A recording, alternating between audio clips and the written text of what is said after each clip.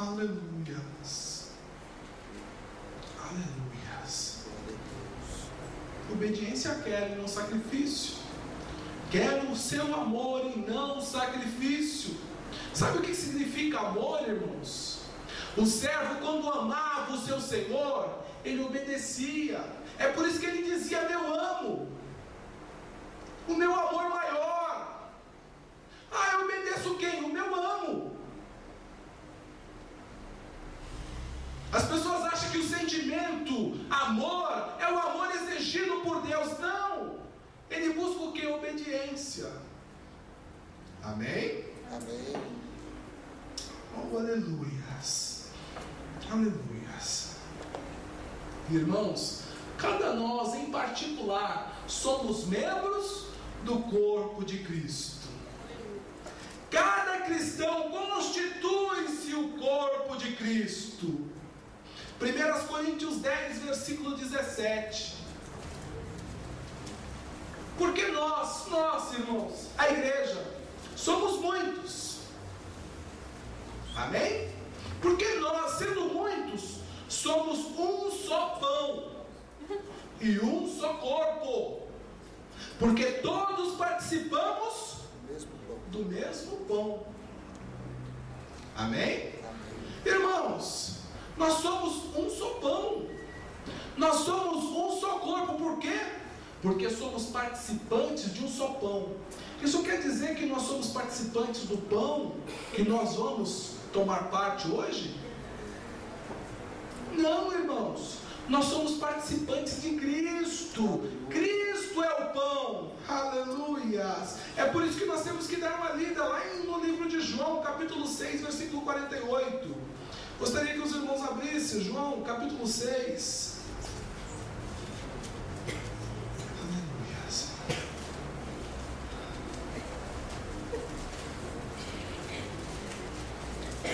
Livro de João, capítulo 6, versículo 48. Eu sou o pão da vida. Vossos pais comeram maná no deserto e morreram. Mas aqui está o pão que desce do céu, do qual se o homem comer, não morre. Sabe quando o irmão comeu deste pão maravilhoso? Sabe quando você se tornou um só corpo, um só pão com Cristo? Quando você levantou as suas mãos, aleluia, e disse: eu quero esse Senhor bendito, eu confio nele porque ele é Salvador, eu me entrego completamente ao Senhor, aleluias. Foi neste dia que você se tornou participante de Cristo, participante do pão celestial que te dá vida e vida em abundância, aleluias. Hoje nós só vamos representar isso que já aconteceu com cada um de vocês. Você não vai participar do pão hoje, você já é participante. Porque todos nós somos muitos. Aleluia. Apesar de sermos muitos, somos um só pão e um só corpo. Amém? É por isso que nós somos filhos da luz. É por isso que nós somos filhos de Deus. É por isso que nós somos transportados das trevas para a sua maravilhosa luz. Aleluias. Quando a pessoa tem uma visão distorcida da palavra de Deus, irmãos, ela fica esperando mensalmente vir à ceia para se santificar, para se tornar melhor, para tentar participar do corpo de Cristo. Mas quando a pessoa compreende o verdadeiro sacrifício de Deus, ele sabe que ele é participante do pão que deu vida, e hoje ele veio tão somente anunciar a morte do Senhor, até que ele venha. Oh, aleluia! Nós estamos todos aqui reunidos, irmãos, simplesmente para anunciar a morte do Senhor até a sua vinda. Isso não pode ser esquecido, que Cristo morreu por nós, e aí é que está a nossa vitória, porque Ele ressurgiu para a glória de Deus Pai. Oh, aleluias! Oh, aleluias! Aleluias! Versículo 51, João 6.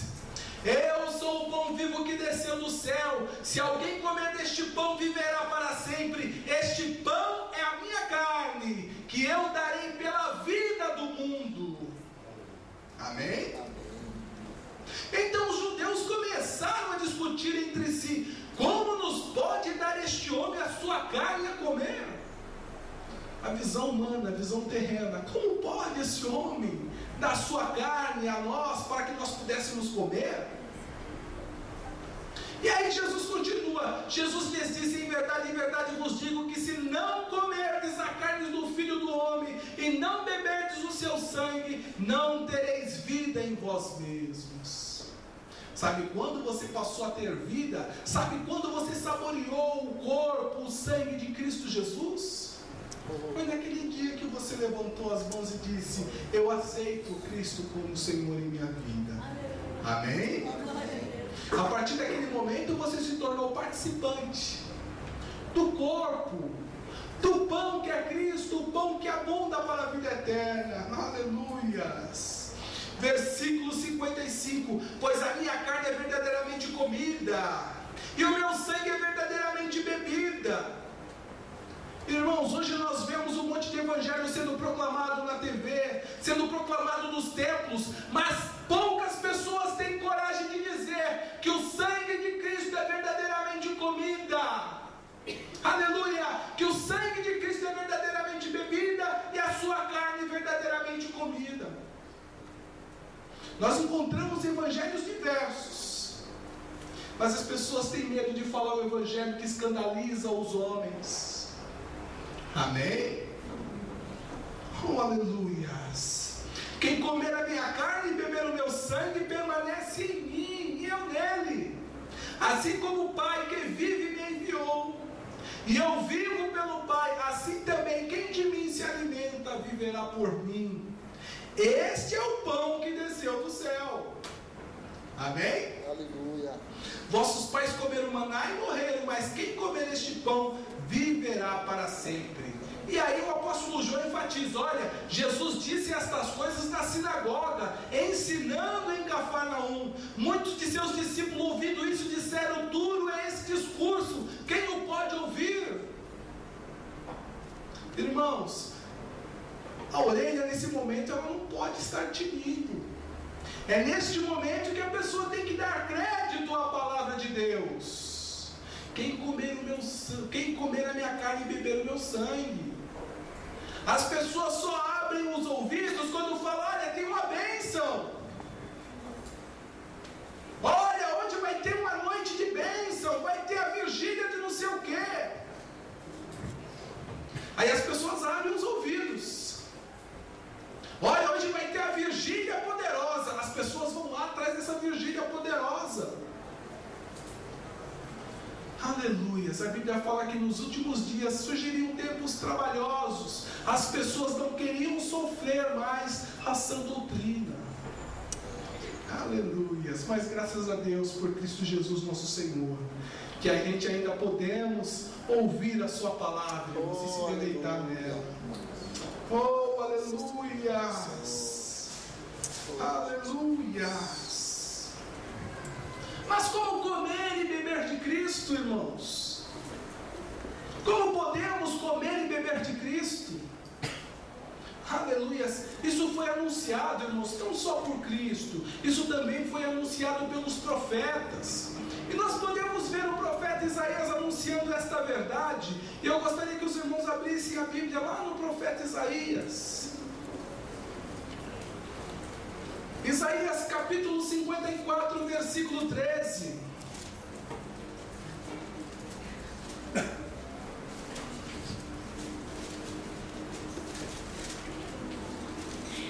Aqui o profeta está falando da estéril que não deu à luz.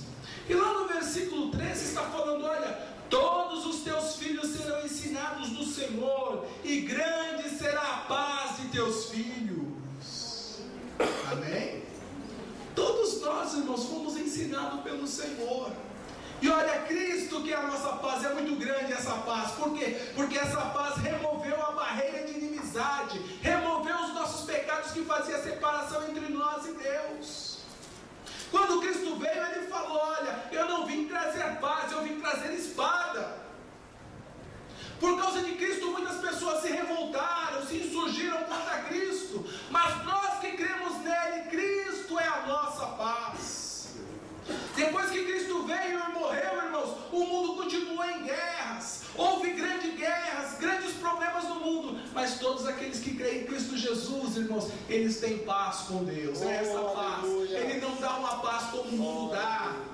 Uma paz temporária, uma paz de acordo. A paz que Ele dá é remover a inimizade entre o homem e Deus. É desta paz que nós somos participantes. Todas as vezes que nós falamos a paz do Senhor, nós estamos falando, olha, nós temos comunhão com Deus. Nós podemos entrar diante do Santo dos Santos e louvar o Seu nome. Não há mais barreira, não precisa mais de sacerdote, porque todos nós somos sacerdócio real. Aleluia! É isso que nós dizemos quando dizemos a paz do Senhor. É esta paz que reina, porque nós fomos ensinados por Cristo. Todos nós, irmãos, todos os teus filhos serão ensinados do Senhor, e grande será a paz de teus filhos.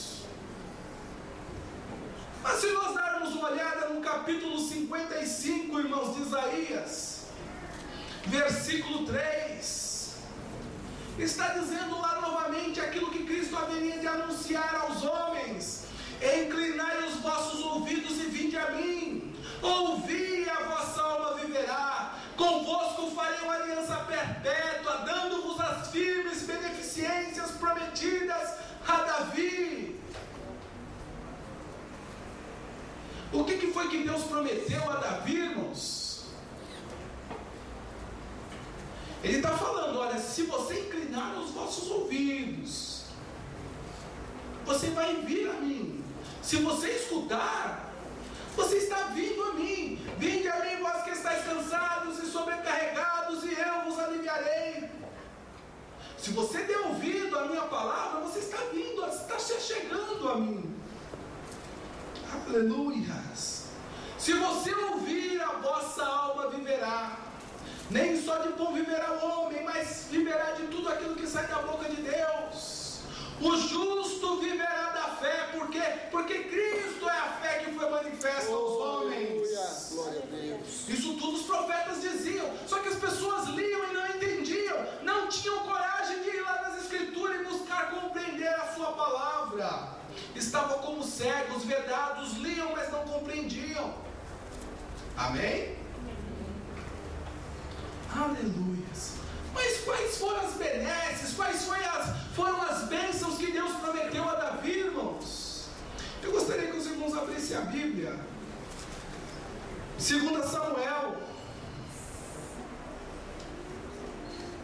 É por isso que nós temos que ir lá no Antigo Testamento e ver, puxa, ele prometeu bênção para Davi, prometeu, vamos lá ver essa bênção, que eu quero ser participante dela também. Deus está falando, olha, eu prometi a Davi uma bênção, e você pode ser participante dela. Aí eu fecho a Bíblia e estou sossegado. Amém? Amém? Não pode ser assim, né, irmãos? 2 Samuel, capítulo 7. Aleluias. Versículo 11 em diante. Irmãos, Davi surgiu, sabe, uma vontade imensa no seu coração de criar e fazer uma casa para Deus. Sabe, o ser humano ele é voluntarioso, irmãos.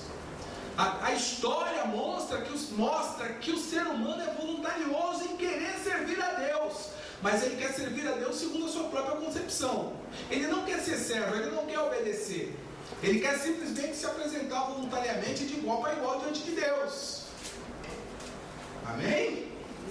Teve um primeiro homem lá que foi lá oferecer uma oferta, mas ele foi segundo a sua própria concepção, não ofereceu oferta. E quando ele foi rejeitado, ficou com raiva e matou seu irmão. Porque a oferta do irmão foi aceita e a dele não. Então as pessoas são voluntariosas. As pessoas não obedeciam a palavra de Deus.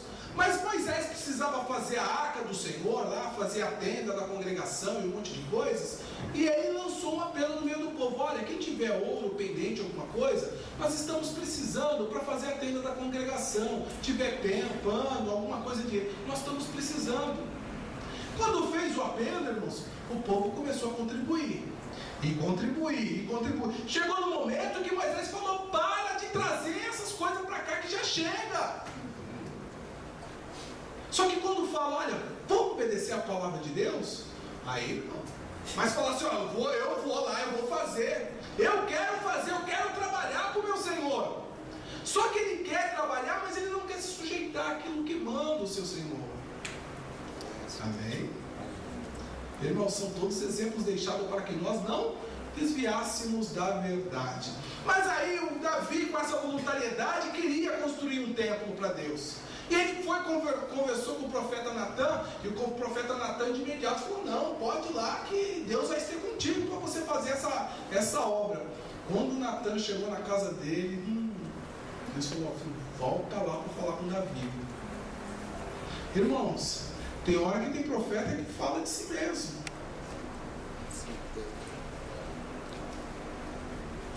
Amém? Natã pelo menos teve coragem de voltar lá e falar: ó, Davi, não foi por esse caminho que Deus me mandou, não. Na hora da emoção, na hora que você me perguntou, opa, Deus está precisando de uma casa, vamos fazer uma casa. Mas depois a palavra de Deus voltou para Natã e falou: não é desta forma. Amém? E quando Natã voltou a falar a Davi, aí nós temos registrado isso aqui no versículo 11, capítulo 7 de 2 Samuel.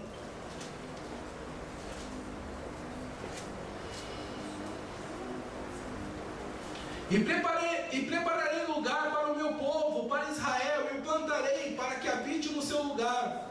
E não mais seja perturbado, e nunca mais os filhos da perversidade o aflijam, como dantes, desde o dia que mandei que houvesse juízes sobre o meu povo Israel. A ti, porém, darei descanso de todos os teus inimigos. O Senhor te declara que Ele te fará casa. Davi queria fazer casa, mas Deus estava declarando: olha, eu é que vou fazer uma casa para você, Davi. E aí começa as promessas, as benesses que Deus tinha prometido.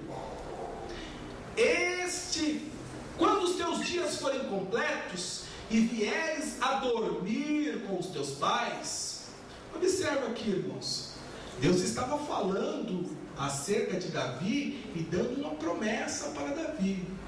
Tem uma ladainha que diz aí que quem tem promessa não morre. Esta promessa estava sendo dada para Davi e falou: olha, quando você dormir, quando você morrer, quando você estiver lá no buraquinho já, é que vai acontecer isso. Certo? A promessa foi dada, mas Davi estava indo para o buraco. Amém? Quem não tem promessa não morre. Vamos dar uma olhada, irmãos, lá em Hebreus. Hebreus capítulo 11. Irmãos, nós escutamos muita ladainha, muita mentira. Os poetas compõem muitas coisas, mas não consultam a Bíblia. E as pessoas saem cantarolando e contrariando a palavra de Deus. Hebreus capítulo 11. Nós estamos falando aqui de fé, irmãos. Capítulo 11, versículo 33. Os quais pela fé venceram reinos, praticaram justiça, alcançaram promessas e fecharam a boca de leões, apagaram a força do fogo, escaparam ao fio da espada, da fraqueza tiraram forças, tornaram-se poderosos na batalha, puseram em fuga exército de estrangeiros. Mulheres receberam pela ressurreição os seus mortos. Uns foram torturados, não aceitando o seu livramento, para alcançar superior ressurreição. Outros experimentaram escárnio e açoite, até algemas e prisões. Tudo pela mesma fé. Amém? Foram apedrejados, foram tentados, foram cerrados pelo meio. As pessoas só leem a primeira parte: olha, pela fé você vai vencer exército e um monte de coisa. Não, você pela fé você suporta ser cerrado ao meio. Amém? Amém. Foram mortos ao fio da espada, andaram vestidos de pele de ovelhas e de cabras, necessitados, aflitos e maltratados. Hoje as pessoas dizem: se você for filho de Deus, você não pode ser maltratado, você não pode andar a pé, você tem que andar com o carro do ano, o sapato da moda. Mas aqui está falando que pela fé, irmãos, isso é possível acontecer com você. Amém? Amém. É por isso que a Bíblia fala, aleluias, é por isso que a Bíblia fala lá, com o apóstolo Paulo dizendo: olha, os irmãos estão lembrados lá na passagem, que está até me fugindo da memória. Quarta língua aqui fugiu. Aleluia. Tudo posso. Tudo posso naquele que me fortalece. Amém? Só que chega aqui, irmãos, olha, dos quais o mundo não era digno, errantes pelo deserto e montes e pelas covas e cavernas da terra. E todos estes, embora tendo recebido bom testemunho pela fé, contudo não alcançaram a promessa. Amém? Poxa, eles tinham promessa, foram cerrados ao meio e não alcançaram essa promessa. Ou seja, quem tem promessa morre.